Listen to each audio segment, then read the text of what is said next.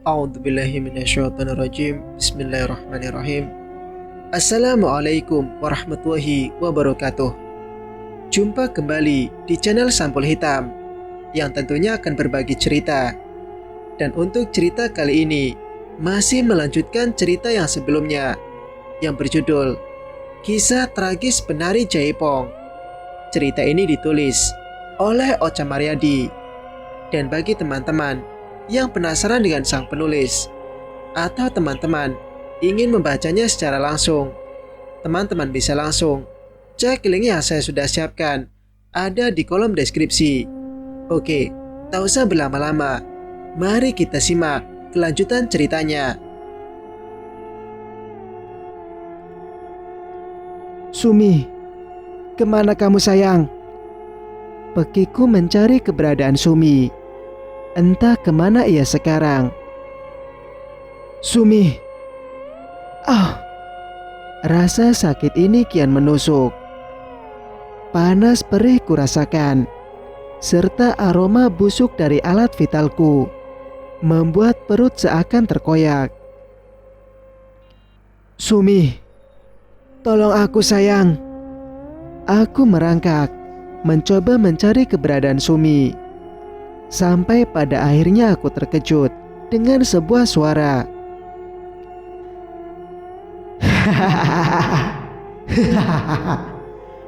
Bodoh kau Mas Bayu.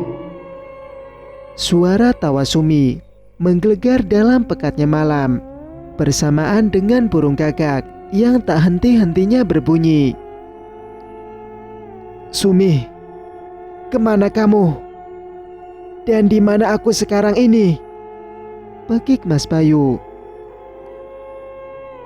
Kau lihat jurang itu, Mas? Dan ya, semak-semak di pohon besar itu. Coba lihat, Mas, ucap Sumi. Namun ia tak pernah terlihat wujudnya lagi.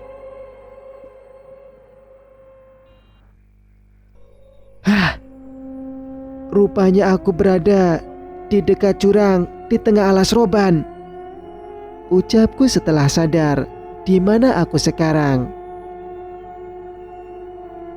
Iya Mas, semak-semak itu adalah saksi di mana kau dan adikmu Joko dengan tega memperkosaku.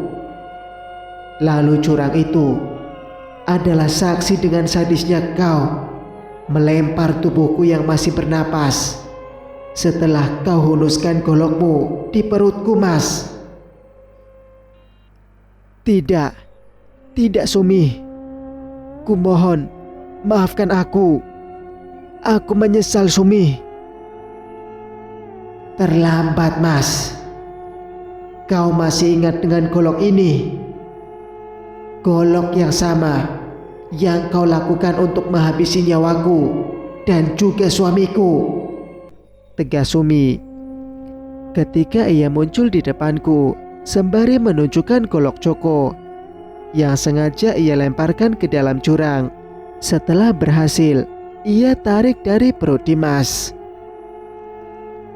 Ampun Sumi, maafkanlah kesalahanku.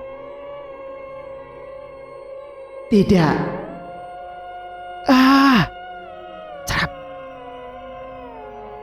Golok itu ia terbangkan begitu saja, bahkan beberapa inci lagi, tepat mengenai wajahku. Dadaku bergemuruh, penuh rasa takut. Bagaimana tidak? Aku baru saja selamat dari kematian setelah sebuah golok berhasil aku hindari dan menancap tepat di pohon beringin besar yang ada tepat di belakangku. Melihatku yang ketakutan, Sumi hanya tertawa geli. Suaranya menggelegar, memecah dalam pekatnya malam hutan yang terkenal angker tersebut. Aku tak menyangka sosok yang baru saja aku temui, bahkan aku nikmati keindahan tubuhnya tersebut, hanyalah sosok dari arwah yang penuh dendam. Ia siap membunuhku malam ini juga. Entah aku bisa menghindarinya atau tidak. Kenyataannya nyawaku berada dalam cengkramannya malam ini. Lari. Ingin sekali aku berlari menghindarinya. Namun kenyataan, aku tak mampu dengan kondisiku yang tak bisa hanya untuk berdiri saja. Panas, perih di area alat vitalku. Aku tak berdaya. Yang aku bisa hanyalah meminta pengampunan darinya. Semoga arwah Sumi dapat memaafkan segala kehilafanku. Masih terbayang dalam benakku kejadian beberapa saat itu. Bagaimana Sumi dengan sukarela menyerahkan dirinya untukku. Napasnya, ciumannya, serta pejaman matanya masih terus terbayang. Dan aku masih belum percaya kalau itu hanyalah bayangan yang semu saja. Bayu, apakah kau takut, ucap Sumi sembari menunjukkan dirinya yang amat menyeramkan, jauh berbeda ketika dia berada dalam satu ranjang. Sumi, tolong maafkan aku. Aku mohon Sumi, kasihanilah aku. Rintihku meminta pengampunan. Apa? Maaf. Apakah saat ini kau meminta pengampunan dariku, Bayu? Tanya Sumi penuh nafsu. Iya Sumi, aku sudah tidak tahan dengan rasa sakit ini. Kumohon, hentikan ini Sumi adikku. Ucapku sembari mendekati sosok menyeramkan tersebut dengan cara merangkak. Maaf. Baiklah. Hei, kau, kemarilah. Aku lihat kau sangat lapar sekali. Lihatlah ini. Makananmu ada di sini. Ayo cepat nikmatilah. Pekik Sumi kepada 2 ekor burung gagak yang sedari tadi terlihat kelaparan di atas pohon beringin. Lalu dengan cepat, kedua burung tersebut terbang menukik ke bawah, seolah mengiyakan perintah dari Sumi. Sumi menunjuk ke arahku. Lalu dengan puas, burung tersebut melahap alat vitalku dengan rakus. Aku merintih kesakitan. Setelah patukan demi patukan, terasa perih menyayat, kurasakan. Aku berusaha mengusir kedua burung tersebut. Namun sia-sia saja. Mereka terus memangsaku dengan puas.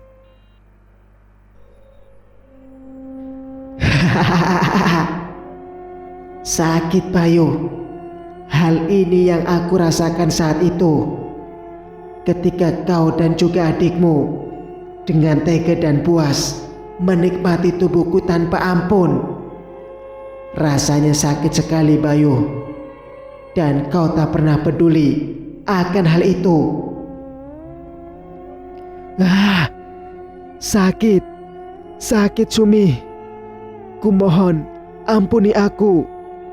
Tolong suruh kedua burung ini untuk pergi. Darah segar terus keluar dibarengi dengan suara Sumi yang terus menertawakanku tanpa henti. Ia seolah merasa puas dengan kepedihan yang saat ini aku alami. Ngilu. Begitu amat dahsyat aku rasakan. Kalau boleh memilih, lebih baik ada yang menendang bagian alat vitalku. Itu lebih baik bagiku. Sumi, ampun, ampun. Aku sudah tidak kuat lagi Sumi. Kumohon, hentikan ini. Ucapku dengan lemah, tak berdaya, merasakan kemaluanku yang hampir habis dimakan 2 ekor burung yang ganas tersebut. Diam. Kau harus merasakan bagaimana pedihnya rasa sakit yang para gadis kampung dan aku alami Bayu. Kau pikir aku tidak tahu perbuatanmu kepada para gadis kampung kita. Cuy, menjijikan. Aku tahu Bayu, kau telah memuaskan nafsu bejatmu kepada mereka yang tak berdosa.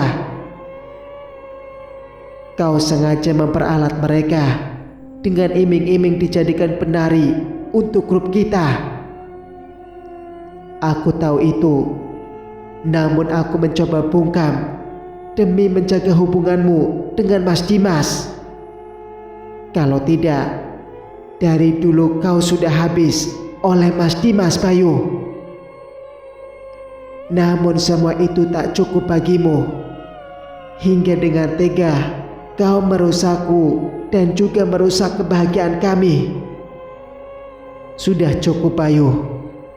Manusia sepertimu tidak pantas lagi hidup di dunia ini. Sekarang waktunya kau dihukum atas semua perbuatanmu.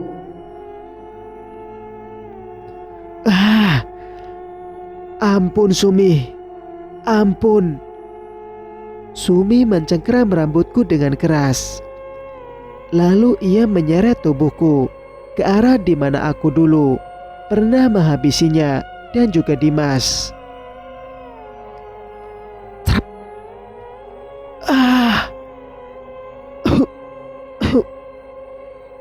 Sakit dan perih kurasakan ketika Sumi dengan brutal menancapkan goloknya tepat di perutku. Darah segar menyembur memenuhi wajahnya yang menyeramkan. Tangannya yang terlihat menjijikan, penuh luka, dihiasi dengan kuku-kukunya yang hitam, runcing dan amat tajam. Tak henti-hentinya memainkan golok tersebut. Trak. Aku tak bisa berkata lagi ketika golok tersebut ia cabut dari dalam perutku. Sedangkan mulutku pun mengeluarkan cukup banyak sekali darah. Bagaimana rasanya Bayu? Sakit? Ayo katakan Bayu. Sumi, ampuni aku. Ayo katakan manusia terkutuk. Arwah Sumi semakin penuh dendam hingga dengan tega ia merobek mulutku dan juga menghancurkan wajahku dengan kuku-kukunya yang tajam dan runcing. Aku tak berdaya lagi, hanya bisa merasakan bagaimana luka yang aku rasakan saat ini. Aku tak mampu melawannya atau mencoba lari darinya. Aku hanya bisa pasrah ketika kematian sebentar lagi akan datang menjemputku. Aku menyesal atas dosa-dosa yang telah aku lakukan kepada Sumi dan Dimas, ataupun kepada mereka, para gadis yang tak berdosa. Mungkin memang ini hukuman atas kesalahanku di masa lalu. Inilah akhir kisah hidupku. Aku yang berlumuran dengan dosa tidak pantas lagi untuk bertaubat. Aku pasrah dalam ribuan serta pekatnya malam alas roban, tempat di mana aku menghabisi nyawa kedua adikku sendiri.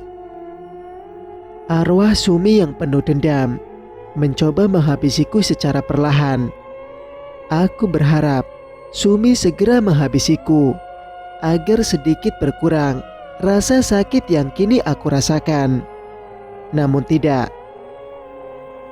Aku harus merasakan lagi bagaimana perihnya ketika Sumi dengan perlahan memaju mundurkan goloknya di atas leherku, membuat otot serta urat di leherku satu persatu terputus, dan darah pun kembali membanjiri tempat tersebut.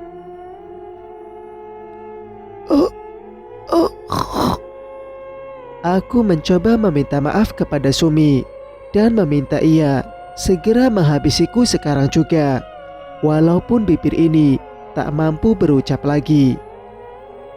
Luka sayatan di leher yang mengangah, membuatku tak mampu lagi untuk berkata-kata. Sumi tersenyum puas melihatku yang lemah tak berdaya. Lalu dengan cepat ia merobek perutku, mengeluarkan usus serta yang ada di dalamnya, sehingga aku menghembuskan napas terakhirku dalam kegelapan malam di tengah alas roban. Sumi tertawa lepas sembari meninggalkan mayatku yang amat mengenaskan. Ia menghilang di bawah jurang yang berada di samping jasadku yang terlihat mengerikan.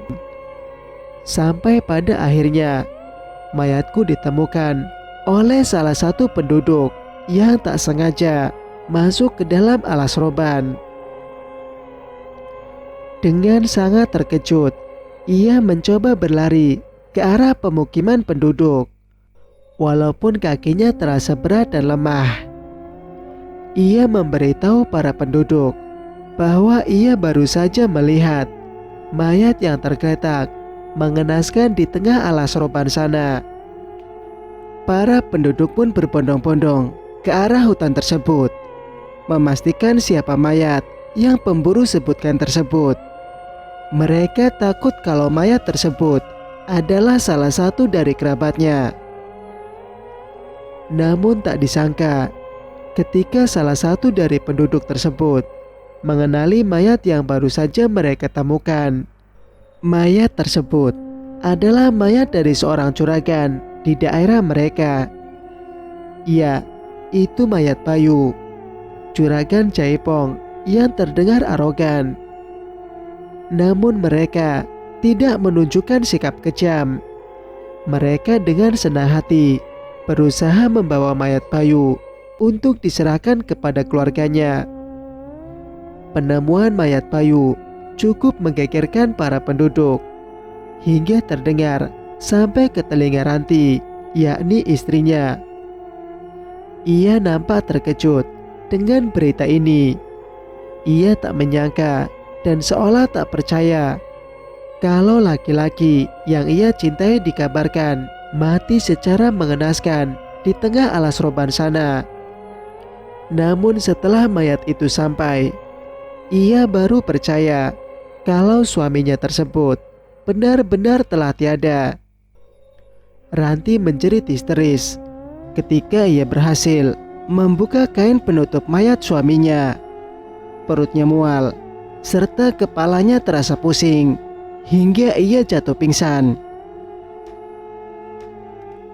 Singkat cerita, setelah meninggalnya Bayu, Ranti kini terlihat murung. Ia tak pernah menunjukkan lagi sikap judes dan garangnya lagi terhadap Surti dan juga kedua anak-anakku. Ia terus mengurung diri di kamar. Sesekali terdengar menangis penuh haru, dan sesekali terdengar tertawa terbahak-bahak.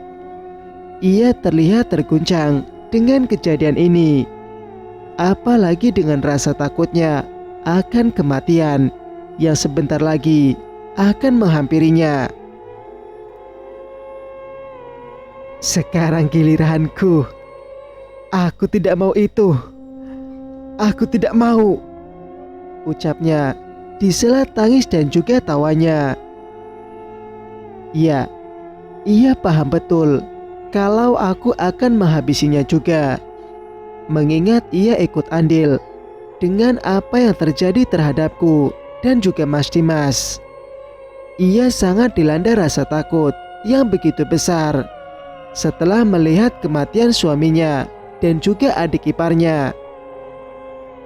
Ia tahu sekali semua itu adalah ulahku, dan gilirannya tinggal menghitung waktu saja. Aku akan segera merenggut nyawanya. Di malam itu, kulihat Surti baru saja keluar dari kamar Kanaya. Ia akan kembali ke kamarnya setelah memastikan Kanaya tertidur pulas. Sembari terus menutup mulutnya yang terus terbuka lebar karena rasa kantuknya. ia berjalan ke arah kamarnya, membuka pintu kamarnya, dan bergegas naik ke atas ranjangnya. Perlahan, ia merebahkan tubuhnya di atas kasur. Lalu dengan perlahan pula, ia mulai memejamkan matanya. Namun baru saja ia memejamkan mata, dengan sangat terkejut, ia membuka matanya kembali ketika ia mendengar suaraku. "Surti," ucapku. Mbak Sumi. Matanya melotot ketika menyaksikan pemandangan yang ia lihat. "Surti, terima kasih kau telah menjaga anak-anakku dengan setulus hatimu." Mbak, kau. Surti yang nampak terkejut dan pangling dengan penampilanku saat ini, berusaha mendekat ke arahku, sembari terus memperhatikanku dari atas kepala hingga ke ujung kaki. "Surti, kau kenapa? Ini memang aku, Sumi," ucapku sembari melangkah menuju ranjang Surti dan duduk di atasnya. "Kau masih hidup, Mbak. Syukurlah. Kanaya pasti senang dengan kedatanganmu, Mbak. Sebentar, aku panggilkan Kanaya dulu." Surti girang bukan kepalang. Ia langsung bergegas melangkah untuk memanggil Kanaya, namun aku melarangnya. "Surti, jangan. Aku hanya sebentar. Ada yang perlu aku bicarakan kepadamu," ucapku melarangnya. "Sebentar.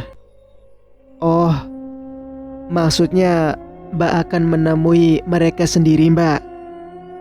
Baiklah kalau begitu," balas Surti sembari menyorotkan matanya kepadaku. Ia nampak kebingungan. "Surti, dengarkan aku," ucapku lagi sembari menepuk pundak Surti yang terlihat kebingungan. Iya Mbak, ada apa?" Surti terkejut dan menarik tanganku agar aku duduk bersamanya di atas kasurnya. "Surti, tolong kau jaga Surya dan Kanaya. Anggaplah mereka seperti anak kalian sendiri. Aku tidak mungkin lagi bersama-sama mereka.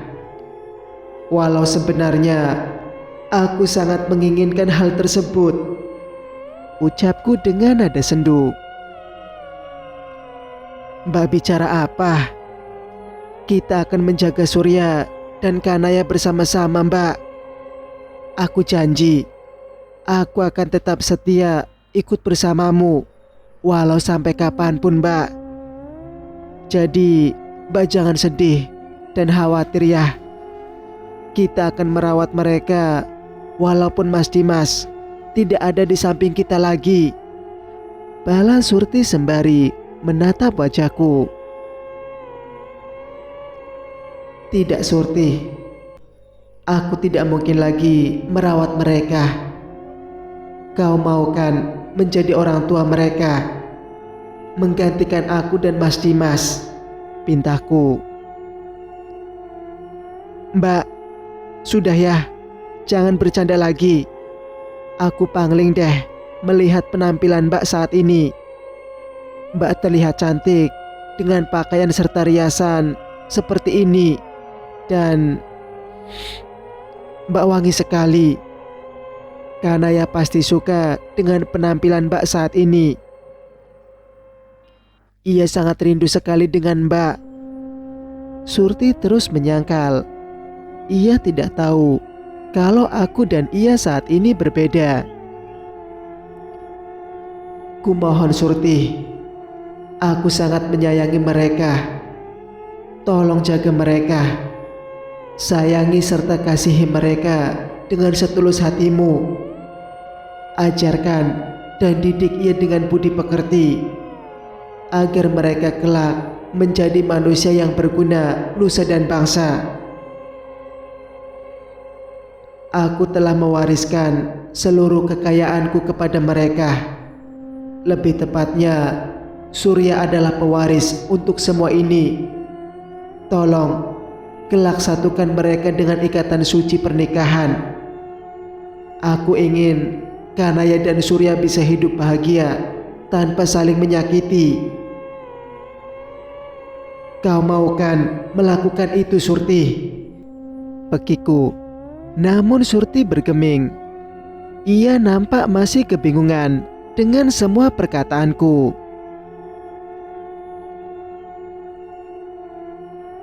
Cerita pun bersambung. Bagaimana menurut pendapat kalian? Jika kalian suka dengan ceritanya, jangan lupa untuk like, komen, dan subscribe channel ini agar bisa mendengarkan cerita-cerita berikutnya. Wassalamualaikum warahmatullahi wabarakatuh.